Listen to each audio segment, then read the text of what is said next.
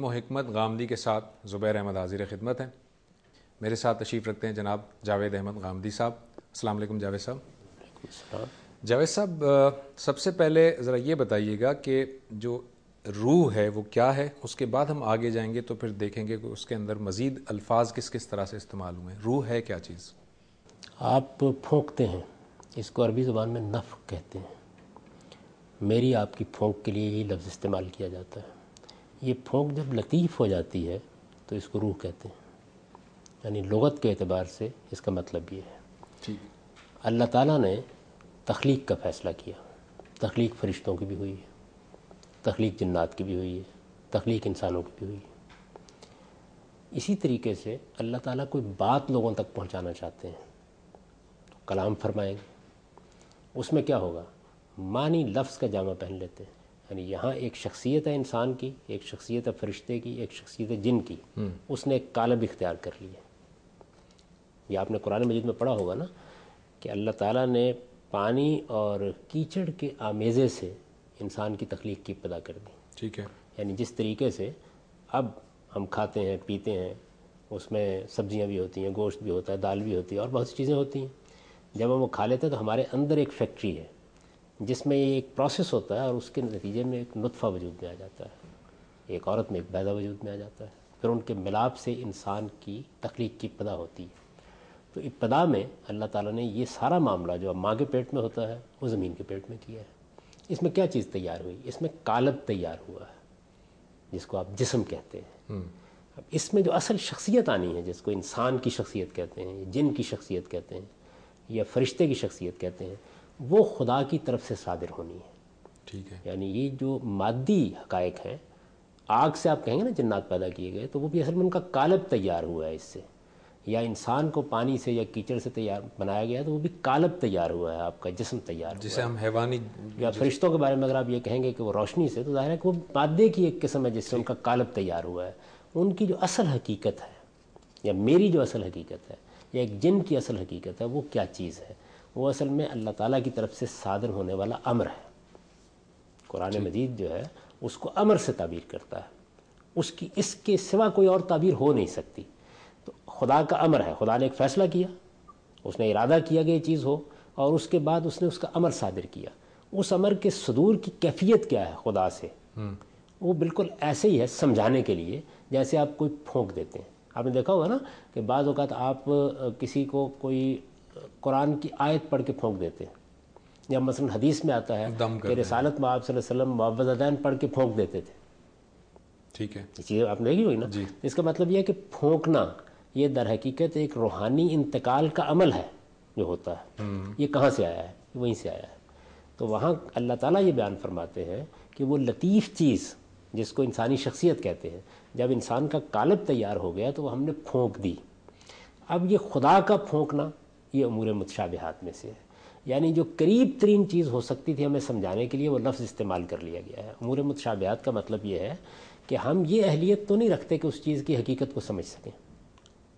یعنی ہمارا علم کیا ہے، اس کے کچھ حدود ہیں. ٹھیک ہے. ہم اصل میں صرف انہی چیزوں کو سمجھ سکتے ہیں جن کے نظائر ہمارے پاس موجود ہوں.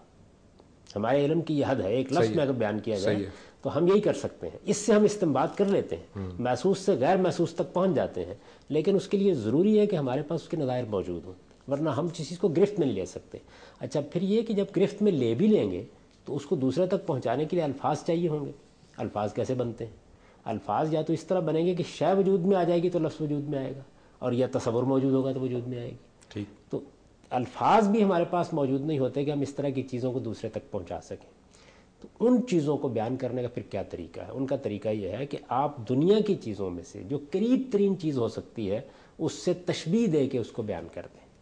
صحیح. میں نے اس کی کئی مرتبہ مثال دی ہے کہ اگر آج سے 2-3 صدی پہلے کوئی آدمی یہ بتانا چاہتا ہے کہ یہ بجلی کے کمکمے ایجاد ہو جائیں گے، تو اس وقت بجلی کیا ہوتی ہے تو پتہ ہی نہیں چلتا. تو ہو سکتا ہے کہ اس طرح بیان کرتا ہے کہ ایسے چراغ جلیں گے جن میں تیل نہیں ڈالنا پڑے گا، جن کو دیا سلائی نہیں دکھانی پڑے گی. یہ ہو سکتا ہے نا. بالکل. اس طرح کی تعبیریں ہم کیوں اختیار کرتے ہیں؟ کہ ہمارے پاس اس چیز کا کوئی مصداق نہیں ہوتا، اس کے لیے الفاظ بھی نہیں ہوتے، تو ہم تشبیہ کا طریقہ اختیار کرتے ہیں. تشبیہ اور استعارہ بھی کیوں وجود میں آیا ہے؟ یعنی کوئی چیز اتنی لطیف ہو گئی ہے کہ اس کی مثال کے طور پر خوبصورتی کو، اس کی بدصورتی کو، اس کی کراہت کو بیان کرنے کے لیے وہاں الفاظ موجود نہیں ہیں، تو ہم کہیں سے الفاظ کو مستعار لیتے ہیں. تشبیہ بھی یہی ہوتی ہے. یعنی اگر آپ نے لبوں کی نزاکت کو بیان کرنا ہے، یا حسن کو بیان کرنا ہے، یا خوبی کو بیان کرنا ہے، یا رنگ کو بیان کرنا ہے، تو اس کو آپ سادگی سے اگر بیان کر دیتے ہیں تو جو چیز، وہ لطیف احساس جو ان لبوں کو دیکھنے سے پیدا ہوتا ہے، منتقل نہیں ہوتا. تو پھر آپ کیا کرتے ہیں؟ آپ پھول کی طرف جاتے ہیں. نازکی اس کے لب کی کیا کہی ہے، پنکھڑی ایک گلاب کی سی. تو یہاں آپ نے ایک تشبیہ، یعنی ایک چیز کو لیا اور پھر مجھ تک وہ بات، وہ لطیف احساس پہنچا دیا.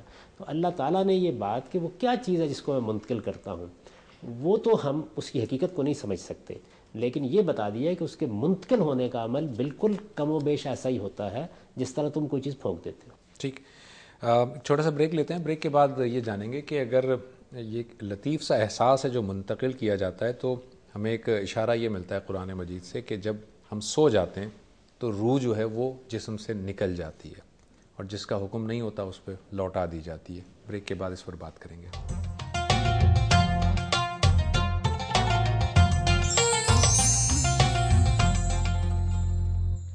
ویلکم بیک ناظرین. جاوید صاحب، ہم جب سو جاتے ہیں تو روح جو ہے وہ جسم سے الگ ہو جاتی ہے، اور جس کا حکم ہو چکا ہوتا ہے اس کی روک لی جاتی ہے، اس کے لیے روک لی جاتی ہے، ورنہ لوٹا دی جاتی ہے. پھر اس کی کیا حقیقت ہے؟ نہیں، اس کے لیے قرآن نے روح کا لفظ نہیں استعمال کیا، کہیں بھی نہیں کیا. اس نے نفس کا لفظ استعمال کیا. یعنی ہمارے اندر جو شخصیت ہے اس کی حقیقت کیا تھی، اس کو روح سے تعبیر کیا ہے. وہ جب ہمارے اندر آ گئی تو اب وہ نفس ہے، ہماری شخصیت ہے. تو قرآن اس کے لیے نفس کا لفظ استعمال کرتا ہے.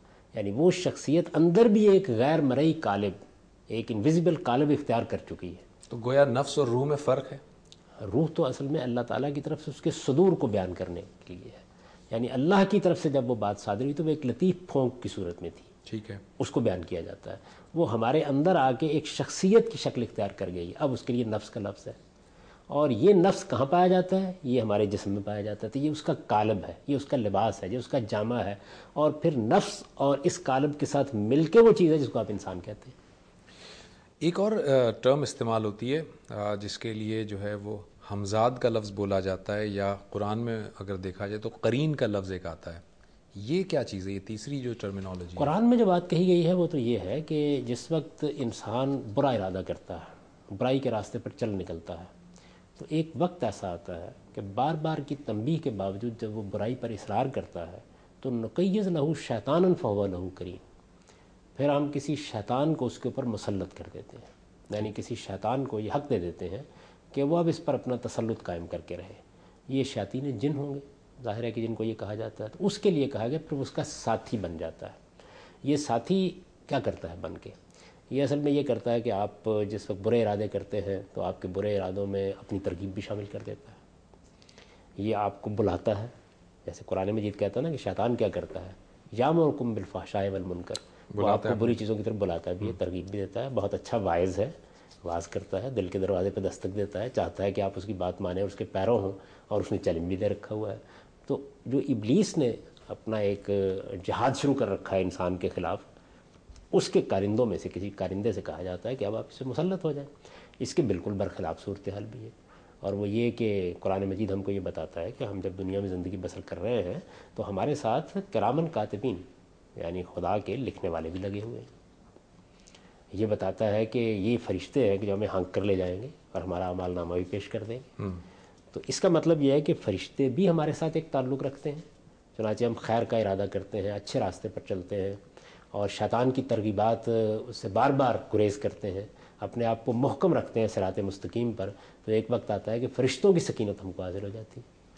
تو یہ جو ہے جو قرین کا آپ نے ابھی فرمایا، یہ کیا ہر ایک کے ساتھ پیدائش کے وقت سے ہر ایک کے ساتھ ہوتا ہے آزمائش کے طور پر، یا کوئی خاص اس میں ایسا نہیں کہ جب وہ برائی کی طرف جائے گا تو قرین اس کے ساتھ ہوگا ورنہ نہیں تو ہوگا؟ قرآن نے بتا دیا من یعشو عن ذکر الرحمن، جو خدا کی یاد دہانی سے گریز کرتا ہے اس کے اوپر شیطان مسلط کیے جاتے ہیں. اچھا. کوئی شیطان آپ کے ساتھ لگا نہیں دیا گیا. یعنی ایک ابلیس اور اس کی ضروریت کا اپنا کام تو جاری ہے، ٹھیک ہے، اور وہ ہر انسان پر حملہ آور ہوتے ہیں، لیکن یہ کام خدا نے نہیں کیا. خدا جو کام کرتا ہے وہ اس آیت میں بیان ہوا ہے کہ جس وقت آپ نے خدا کی یاد دہانی سے گریز کا فیصلہ کر لیا، آپ اصرار پر کھڑے ہو گئے، اب سزا کے طور پر کسی شیطان کو آپ پر مسلط ہونے کا موقع دے دیا جاتا ہے۔ جاوید صاحب، ایک روایت ہمیں ملتی ہے جس میں کہ نبی صلی اللہ علیہ وسلم سے یہ بات منسوب کی جاتی ہے کہ آپ نے فرمایا کہ ہر ایک کے ساتھ ایک جن ہوتا ہے یا ایک اس طرح قرین ہوتا ہے، اور پھر صحابہ کرام نے پوچھا کہ کیا آپ کے ساتھ بھی؟ تو آپ نے فرمایا ہاں میرے ساتھ بھی، لیکن میں نے اسے مسلم کر لیا ہے۔ اس روایت کی کیا حیثیت ہے؟ اس میں تو یہ بات بیان کی گئی ہے کہ ایک تو ہمارے اندر نفس کی ترغیبات ہیں، یعنی ہم چونکہ خواہشات رکھتے ہیں اور خواہشات کے اسیر ہو جاتے ہیں، اور بعض اوقات وہ خواہشات ہم پر غیر معمولی غلبہ پا لیتی ہیں، تو ایک تو وہ شیطان ہے جو ہمارے اندر موجود ہے، اس کو بیان کیا قرآن نے، فَأَلْهَمَهَا فُجُورَهَا وَتَقْوَاهَا۔ پھر شیاطین جن بھی موجود ہیں، اور ان میں سے بھی کوئی نہ کوئی انسان کے پیچھے لگا ہوا ہے۔ ایک ہے اس کا مسلط ہو جانا، ایک ہے اس کا پیچھے لگا ہونا۔ تو پیچھے تو وہ لگے ہوئے ہیں نا، یعنی وہ انسانوں میں سے بھی لگے ہوئے ہیں، وہ جنات میں سے بھی لگے ہوئے ہیں۔ اب جو پیچھے لگے ہوئے ہیں وہ ہر انسان کے پیچھے اپنی طاقت لے کے آتے ہیں۔ تو رسالت میں آپ صلی اللہ علیہ وسلم نے فرمایا کہ یہ حملہ آور ہوتے ہیں ہر شخص کے اوپر، مجھ پر بھی ہوتے ہیں، لیکن میں نے اس کو مسلمان کر لیا۔ یہ بڑی خوبصورت تعبیر ہے، مطلب یہ کہ جب میں نے اس کی ترغیب کو قبول نہیں کیا، جب میں نے اس کی آواز پر لبیک نہیں کہی، تو اس کے نتیجے میں اس نے بھی یہ کام کرنا بند کر دیا۔ آخر مایوس ہو کے کبھی تو آدمی ہتھیار ڈال ہی دیتا ہے نا، تو اس کو بیان کر دیا آپ نے۔ بڑا خوبصورت اسلوب ہے اس بات کو بیان کرنے کا۔ اچھا، یہ جو روح کے لیے ہم دیکھتے ہیں کہ حضرت جبرائیل علیہ السلام کے لیے بھی جیسے سورہ قدر ہے اس میں روح کا لفظ استعمال ہوا ہے، پھر حضرت عیسیٰ علیہ السلام کے لیے روح اللہ کا لفظ آیا ہے، اس کی ذرا وضاحت کیجیے گا۔ وہی چیز جو میں نے آپ سے عرض کیا نا کہ جو حقیقی شخصیت ہے انسان کی یا فرشتوں کی یا جنات کی، وہ نفخ روح ہی سے منتقل ہوتی ہے۔ تو جب اس حقیقی شخصیت میں قالب کا دخل نہیں ہوگا تو اسے روح ہی کہا جائے گا۔ لیکن جس وقت قالب کا دخل ہوتا ہے، یعنی جو مادی چیز آپ کو ساتھ دینی ہے، جب اس کا دخل شروع ہوتا ہے تو پھر اس کے لیے دوسرے الفاظ آ جاتے ہیں۔ تو جبریل امین کو بھی یا فرشتوں کو بھی اس لیے روح کہا جاتا ہے۔ مطلب یہ ہے کہ وہ بالکل خالص اسی شکل میں خالص، ٹھیک، یعنی ان کے اوپر کسی قالب کی آلائش نہیں آئی۔ صحیح ہے۔ کوئی جسم ایسا نہیں ہے جو مادے سے تیار کر کے ان کو دے دیا گیا ہو، تو وہ روح ہے، مقدس روح ہے۔ ٹھیک ہے، یہ بات ان کے لیے کہی گئی۔ سیدنا مسیح علیہ السلام کے ساتھ بھی یہی معاملہ ہے، یعنی ان کا معاملہ یہ ہے کہ ماں کا پیٹ تو ان کو ملا، لیکن یہ کہ باپ کا نطفہ نہیں ملا۔ معجزاتی طور پر۔ اور اللہ تعالیٰ نے کیا کیا ہے کہ جو وہ اصل شخصیت ہے وہ دینی ہے نا، تو اس اصل شخصیت کو ودیت کیا ہے اسی طریقے سے جیسے وہ ابتداءً ودیت کی گئی تھی۔ تو اس وجہ سے ان کو کلمۃ من اللہ کہا جاتا ہے۔ ٹھیک، اچھا، اب یہ ہے کلمۃ من اللہ، یعنی خدا کی طرف سے ایک کلمہ، ایک لفظ صادر ہوا ہے، وہ نفخ کی صورت میں آیا ہے۔ یعنی قرآن نے ایک جگہ کہا کلمۃ من اللہ، دوسری جگہ یہ کہا کہ ہم نے مریم کو نفخ کر دیا۔ تو دونوں الفاظ سے مل کے یہ بات معلوم ہوا کہ صدور کا جو عمل ہے خدا سے، وہ ایک کلمے کی صورت میں ہوا ہے، امر رب کی صورت میں ہوا ہے۔ ایک بات کہی گئی ہے، بات ایک حقیقت کا جامع پہننے کے بعد ایک شخصیت بن گئی ہے، ٹھیک، اور وہ سیدنا مسیح علیہ السلام کی شخصیت ہے۔ تو اس وجہ سے ان کو بھی روح اللہ کہہ لیا جاتا ہے۔ ایک چھوٹا سا بریک لیتے ہیں، اور ناظرین بریک کے بعد ہم یہ جانیں گے کہ یہ کہا جاتا ہے کہ جو لوگ اس دنیا سے چلے جاتے ہیں ان میں سے بعض لوگ ایسے ہوتے ہیں جن کی روح بھٹکتی رہتی ہے، وہ اپنے گھر پہ بھی آتی ہے اور مختلف مشاہدے کرتی ہے۔ اس کی کیا حقیقت ہے؟ بریک کے بعد۔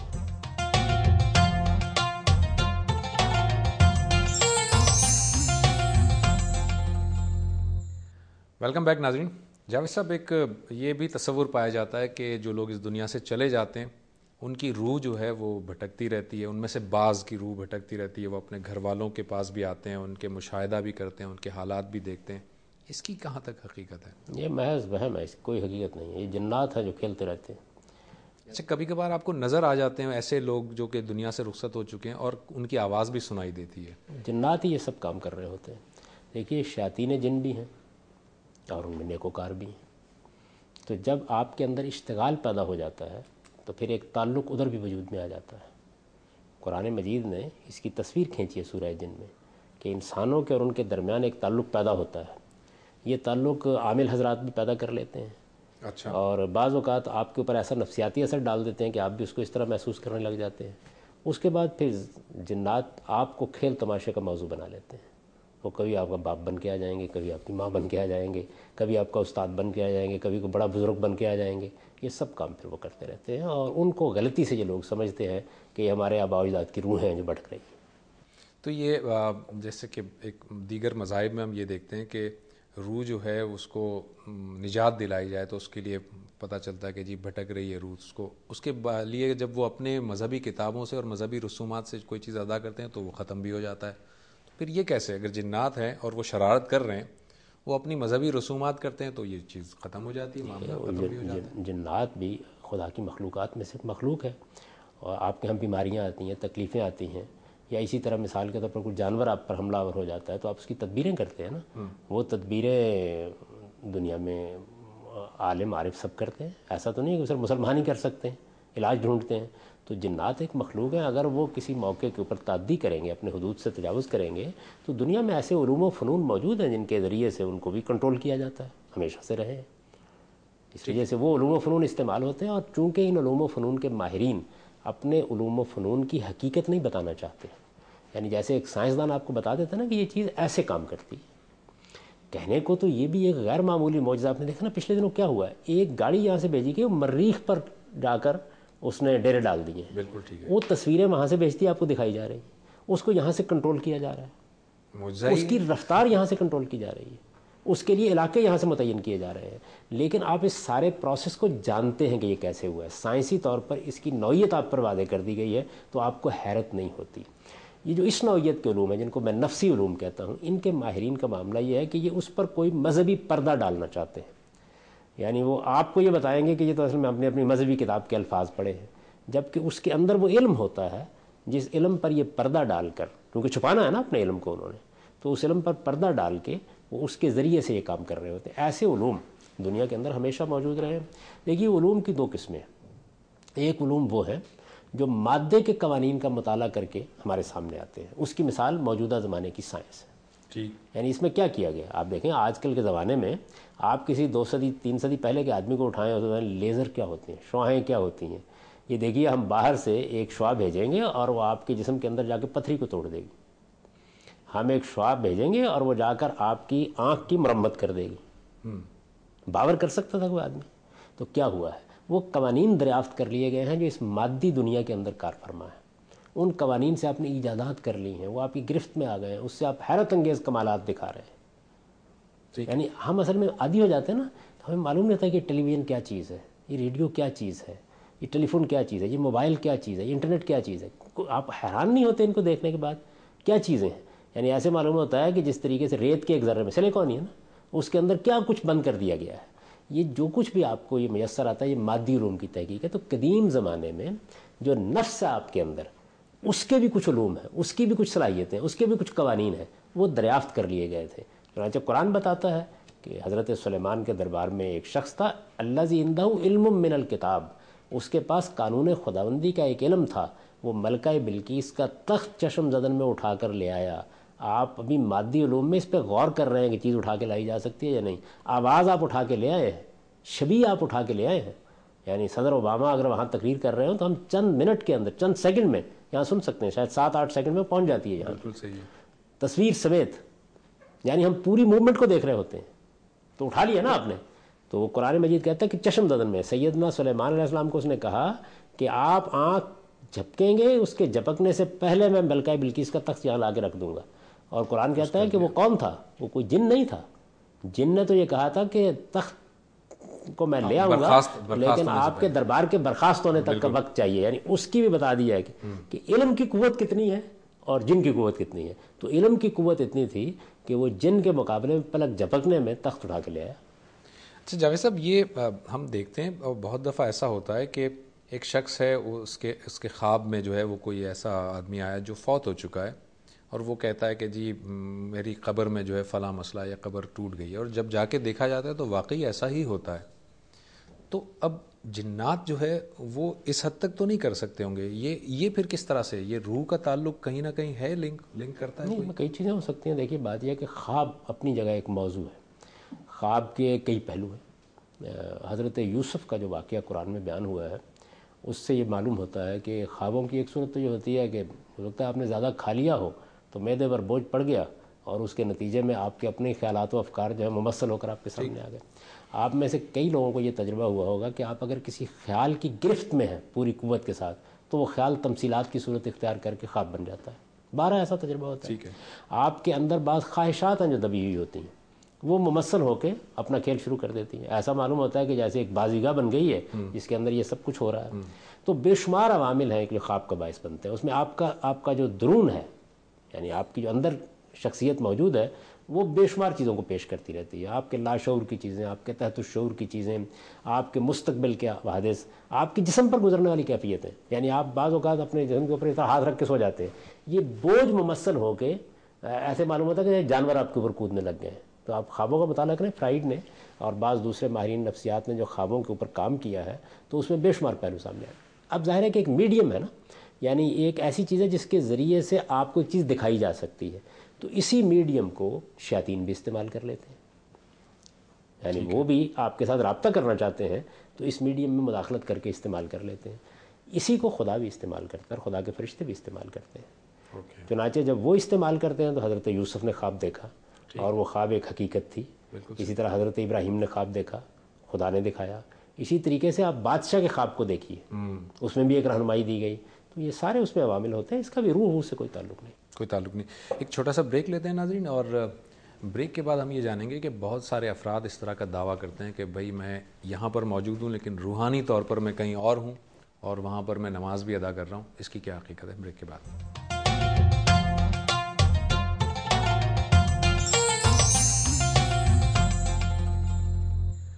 ویلکم بیک ناظرین. جاوید صاحب، ہم یہ بھی دیکھتے ہیں کہ بہت سارے لوگوں کے بارے میں کہا جاتا ہے کہ بھئی یہ روحانیت کے بڑے اعلیٰ درجے پر فائز ہیں. روحانیت کا لفظ استعمال ہوتا ہے اور پھر وہ صاحب یہ بھی کہتے ہیں کہ جی میں اس وقت یہاں آپ کے سامنے موجود ہوں مگر میں روحانی طور پر کہیں اور ہوں، کہیں اور میں نماز ادا کر رہا ہوں وغیرہ وغیرہ. اس طرح کی چیزیں، اس کو کس نظر سے دیکھیں گے آپ؟ میں اس کے اوپر کوئی تبصرہ کرنا پسند نہیں کرتا. لوگ اس طرح کی باتیں کرتے رہتے ہیں، لیکن چند بنیادی حقائق آپ سمجھ لیجئے. میں نے آپ کی خدمت میں بھی عرض کیا تھا کہ جس طرح مادہ ہے اس کے اندر کار فرما قوانین کو آپ نے دریافت کیا ہے اور اس کے نتیجے میں آپ بہت سی چیزیں ایجاد کرنے میں کامیاب ہو گئے اور محیر العقول چیزیں. بالکل ٹھیک ہے. علامہ اقبال نے تو کہا تھا نا کہ میں بے حیرت ہوں کہ دنیا کیا سے کیا ہو جائے گی. یہ دنیا کیا سے کیا ہو گئی ہے، یعنی کوئی تصور کر سکے. مجھے یاد ہے میرے بچپن کا معاملہ، یہ ابھی سے 40-50 سال پہلے کی بات ہے، کہ جب ایک خط لکھا جاتا تھا کوئی 100 کلومیٹر کے فاصلے سے اور پھر انتظار ہوتا تھا کب پہنچے گا کب آئے گا. کوئی آدمی مر جاتا تھا تو ایک تار آتا تھا. یا آپ اسی دور میں کھڑے ہیں. یعنی آپ یہ دیکھیے کہ کس حد تک آپ قریب ہو چکے ہیں. آپ اپنے گھر میں بیٹھے ہوئے ہوتے ہیں، کمرے میں بیٹھے ہوتے ہیں، بیڈ روم میں بیٹھے ہوتے ہیں، ساری دنیا کی انفارمیشن آپ تک پہنچ رہی ہے. تو یہ آپ کو حیرت نہیں ہوتی یہ سب کچھ دیکھ کے؟ کیا کچھ ہے جو مادی علوم سے آپ کے سامنے آ گیا ہے. بالکل اسی طرح کا معاملہ نفسی علوم کا ہے. اصل میں جو مادی علوم کے ماہرین ہیں وہ اس میدان میں اترے ہی نہیں ہیں. ان کو یہ اندازہ نہیں کہ اس میں کیا قوانین ہے، اترنے کا طریقہ کیا ہے یہ بھی ان کو معلوم نہیں ہے. تو جو اس کے ماہرین ہوتے ہیں. اچھا، اب میں ماہرین سے پہلے بھی ایک بات عرض کر دوں. ہر آدمی سائنسدان نہیں بن سکتا، ہر آدمی شاعر نہیں بن سکتا، ہر آدمی ادیب نہیں بن سکتا. کچھ خصوصی صلاحیتیں ہوتی ہیں جو انسان کے اندر ہوتی ہیں. تو جس طریقے سے آپ نے دیکھا ہوگا کہ بہت سے لوگ ہیں جن کے اندر بڑی غیر معمولی جسمانی صلاحیت ہوتی ہے. میں نے محمد علی کلے کو دیکھا بہت قریب سے، تو میں نے محسوس کیا کہ یہ ایک تراشا ہوا جسم ہے، جو جس جسم سے ہم واقف نہیں ہیں کہ وہ کیسا ہوتا ہے. آپ نے پڑھا ہوگا رستم، سہراب، ہرکلیس. اسی طریقے سے بعض لوگ ذہنی لحاظ سے عبقری ہوتے ہیں، جینیس. اب آئنسٹائن جو ہے وہ ہر سائنس کا استاد آئنسٹائن نہیں ہو جاتا. ٹھیک ہے. اور ہر آدمی جو تک بندی کر لے، کافی ردیف سیدھا کر لے، وہ غالب اور اقبال اور میر نہیں بن جاتا. اس کے لیے بھی اللہ تعالیٰ پیدا کرتا ہے اس طرح کے لوگوں کو. بہت سے لوگ ایسے ہیں جن کے اندر نفسی صلاحیتیں غیر معمولی ہوتی ہیں. آپ اگر ریکارڈ کی کتابیں پڑھیں تو آپ یہ دیکھیں گے کہ دنیا میں ایسے بچے پیدا ہوتے ہیں جو دیوار کے پار دیکھ لیتے ہیں. یعنی ان کو نظر آ جاتا ہے کیا نظر آ جاتا ہے. وہ آپ کی آواز بہت فاصلے سن لیتے ہیں. تو پیدائشی طور پر بعض لوگوں کے ہاں نفسی صلاحیتیں غیر معمولی ہوتی ہیں. اس میں بھی کوئی تعجب کی بات نہیں. بلی کے کان آپ سے بہت تیز ہیں، آنکھیں آپ سے بہت تیز ہے نا یہ بات. تو اگر یہ مادی مخلوقات میں یہ فرق ہو سکتا ہے تو خود انسانوں کے مابین بھی فرق ہو سکتا ہے. اگر ایک غیر معمولی ذہانت کا شاعر اور ادیب آپ کو حیرت میں ڈال سکتا ہے کہ یہ کیسے ہوتا ہے کہ وہی الفاظ میرے پاس ہیں وہی آپ کے پاس ہیں، لیکن وہ الفاظ جب مومن کی زبان پر آتے ہیں، میر کی زبان پر آتے ہیں تو انہیں الفاظ سے ایک ترشا ترایا شعر صادر ہو جاتا ہے. حیرت ہوتی ہے نا آپ کو. تو اسی طریقے سے نفسی بعض اوقات صلاحیتوں کے ساتھ لوگ پیدا ہوتے ہیں. اچھا، اب جس طریقے سے ایک آدمی پیدائشی طور پر شعر کا ذوق لے کے پیدا ہوا ہے، پھر اس کے بعد وہ علم اور فن سیکھتا ہے، عروض کا علم حاصل کرتا ہے، زبان کا علم حاصل کرتا ہے، بہت سی شاعری پڑھتا ہے، تو وہ پالش کر لیتا ہے اپنی صلاحیت کو. آئنسٹائن نے بھی کسی کمرے میں بیٹھ کر زندگی بسر نہیں کی تھی، بلکہ اس نے علوم فنون پڑھے اور وہ جو اس کو صلاحیت اللہ تعالیٰ نے دی تھی وہ اس کے ساتھ وابستہ ہوئی اور پھر آپ کے سامنے سائنس کے بعض معجزات آئے. بالکل یہی صورت یہاں بھی ہوتی ہے کہ پھر وہ نفسی علوم حاصل کر لیتے ہیں. اب شخصیت بھی موجود تھی, نفسی علوم بھی حاصل کر لیے, دو بادشاہ ہو گیا معاملہ. تو اس طرح کے بہت سے لوگ دنیا میں پیدا ہوتے ہیں اور پائے جاتے ہیں, اس کا انکار نہیں کرنا چاہیے. یہ بالکل ایسے ہی ہے جیسے بعض اوقات آپ کسی دیہاتی کے پاس جائیں نا تو وہ کہتا ہے کہ نہیں, یہ ہو ہی نہیں سکتا کہ لوگ چاند پر پہنچ گئے ہیں, یہ ممکن ہی نہیں ہے. وہ کیوں کہتا ہے؟ اس لیے کہ ابھی وہ اس دنیا سے آشنا نہیں. آپ کسی مادی علوم کے ماہر سائنسدان کے پاس جائیں, مثال کے طور پر پرویز ہود بھائی صاحب کے پاس آپ بیٹھ جائیں, تو ہو سکتا ہے مزہ کا اڑا دیں ان چیزوں کا. یہ ان کے دائرے کی چیز نہیں ہے. یہ بھی علوم و فنون کی ایک دنیا ہے, اور اس علوم و فنون کی دنیا کو بھی دیکھنا چاہیے, اس کا اندازہ کرنا چاہیے. اس علوم و فنون کی دنیا میں بہت سے غیر معمولی کام کیے جا سکتے ہیں. میں نے آپ کو مثال دی ہے قرآن مجید میں کہ وہ ملکہ بلقیس کا تخت اٹھا لایا تھا. ٹھیک ہے, تو غیر معمولی کام ہو سکتے ہیں. یعنی ہزاروں میل کے فاصلے سے اس نے چشم زدن میں لا کے تخت سامنے رکھ دی. یعنی اس کا امکان ہو سکتا ہے, اور اس پر ہم ظاہر ہے چونکہ اتنی آپ اس کے اوپر آپ دیکھیں نا, آپ کسی سائنسدان کو یا مادی علوم کے ماہر کو یہ بات بتائے تو ہوگا کہ مذہبی لوگ ایسی باتیں کرتے ہیں. میں کہتا ہوں آج سے 300 سال پہلے کے آدمی کو اٹھا کے کہیں کہ میں اپنے گھر میں بیٹھا ہوں اور میں صدر اوباما کی تقریر سن رہا ہوں 10,000 میل کے فاصلے سے, وہ بھی آپ کا ایسے ہی مذاق اڑائے گا.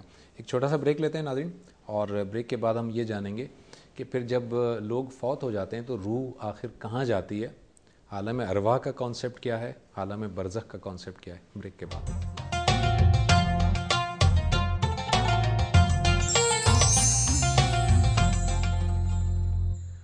ویلکم بیک ناظرین. جاوید صاحب, آپ نے فرمایا کہ روح جو ہے, جو آپ کی ابھی تک جو ڈسکشن رہی ہے اس میں جو میں سمجھا ہوں وہ یہ ہے کہ روح جو ہے ایک شخص کی جب وہ فوت ہو جاتا ہے تو اس کے روح کے واپسی کا تو کوئی امکان نہیں ہے. تو پھر یہ روح آخر کہاں جاتی ہے؟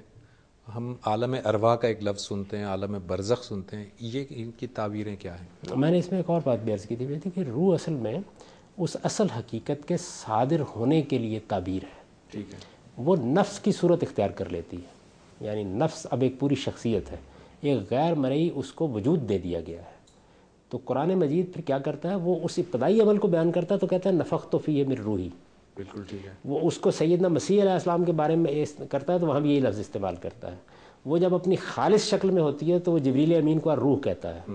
وہ جب خدا کے کلمے کو لے کے صادر ہوتی ہے تو کلمہ کیا ہے, یعنی خدا کی طرف سے جو بات صادر ہوئی ہے اس نے لفظ کا جامہ اوڑھ لیا ہے, تو اس میں وہی کو بھی روح کہتا ہے. وہ اس کی اصل حقیقت ہے. وہ جب نفس کی صورت اختیار کر لیتی ہے تو پھر وہ یہ تعبیر چھوڑ دیتا ہے. پھر وہ یہ کہتا ہے کہ نہیں, وہ اب نفس ہے جس کے اندر فالہمہا فجورہا و تقواہا الہام کیا گیا ہے. پھر وہ آپ کا نفس ہے جو خواب دیکھتا ہے, پھر وہ نفس ہے جو خدا کی رہنمائی کو وصول کرتا ہے, اور پھر وہ نفس ہی ہے جو موت کے وقت نکال لیا جاتا ہے. یعنی وہ پوری شخصیت ہے جو نکال لی جاتی ہے, وہ خدا کے فرشتوں کی تحویل میں چلی جاتی ہے.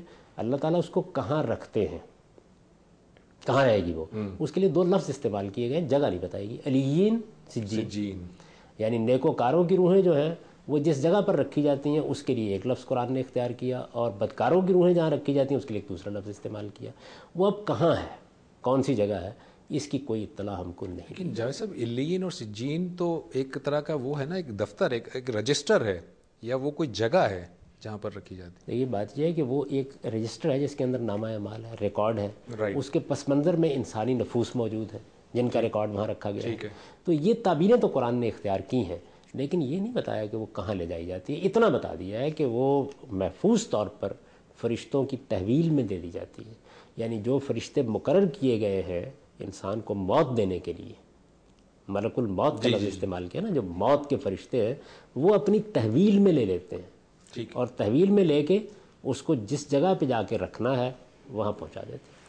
عالم ارواح کا بھی ایک ذرا وضاحت کر دیجیے گا اس کے بارے میں, یہ کیا چیز ہے عالم ارواح؟ آپ کہہ سکتے ہیں نا کہ جس جگہ پر یہ روحیں رکھی گئی ہیں یا نفوس رکھے گئے ہیں تو اس کو آپ عالم ارواح کہہ سکتے ہیں. یہ جو وعدہ الست جو ہم جس کا آپ ذکر کرتے ہیں, یہ جسمانی وجود سے پہلے ساری ارواح جمع ہوئی ہوئی؟ جی, قرآن مجید ایسے ہی کہتا ہے کہ یہ دو مرتبہ عمل ہوتا ہے نا. یعنی ایک کیفیت وہ تھی کہ جب ہمیں جسم نہیں دیا گیا تھا لیکن انسانی شخصیت وجود پہ آ چکی تھی, تو اس میں وہ واقعہ الست ہوا.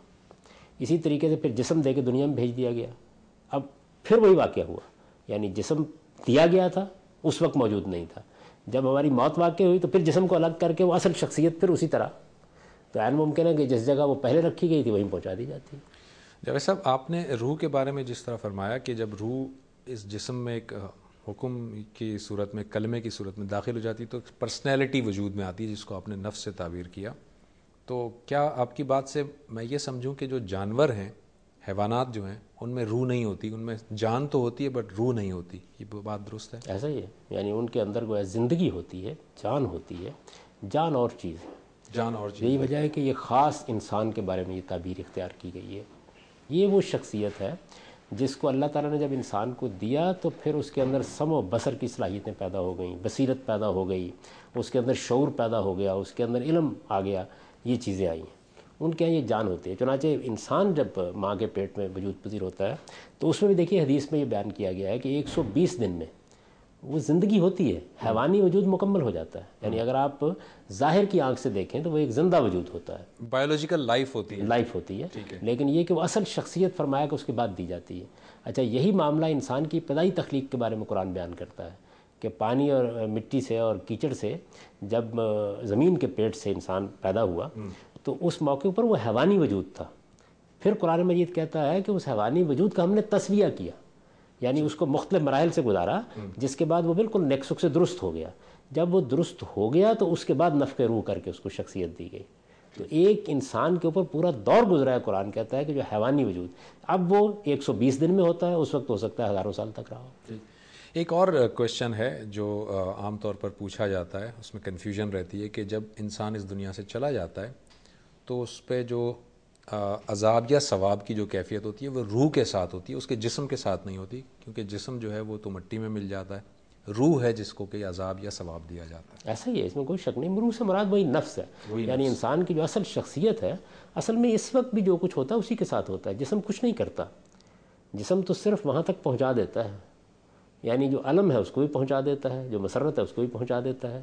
یہ تو کیریئر کا کام کرتا ہے اس موقع. اس وقت وہ براہ راست معاملہ ہونا شروع ہو جاتا ہے. تو جاوید صاحب، جب اگر ہم کہتے ہیں کہ براہ راست معاملہ ہو جانا شروع ہوتا ہے، قرآن مجید تو یہ کہتا ہے کہ ہم ان کو عذاب دیں گے اور ان کی کھال جب جل جائے گی تو دوسری کھال دیں گے، پھر جل جائے گی تو تیسری. تو اس سے تو اشارہ ملتا ہے کہ جسم ہوتا ہے. نہیں، یہ تو قیامت کے بعد کا ذکر ہے.